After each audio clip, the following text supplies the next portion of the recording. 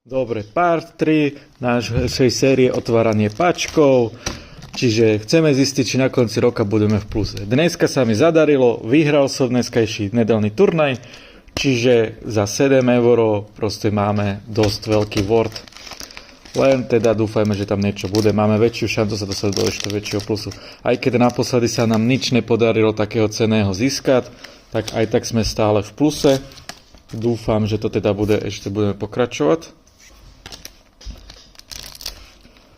A keďže sme vyhrali, tak sme získali aj winner kartu, ktoré majú špeciálny art. To je puding, to by mohlo mať hodnotu. To musím kúknúť, toto neviem konkrétne, akú má hodnotu. Ale puding musí mať, puding musí mať hodnotu. Adam, kúkni mi, koľko stojí puding zatiaľ. Zas, Red Force, Beppo, Sanji, Josu, Gum Gum, Rockstar, Get Out of Here, Killer a... nič. Druhý pačok. Ešte stále máme šancu.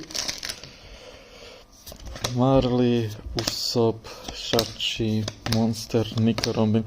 Toho, koho by to zaujímalo, tak som hral nami. Podarilo sa mi dneska pekne všetkých poraziť. Let's go, Goldie Roger. Ale to je obyčajný. Ale už to sú nejaké peňažky. A teda posledný pačok. Full Art Brook.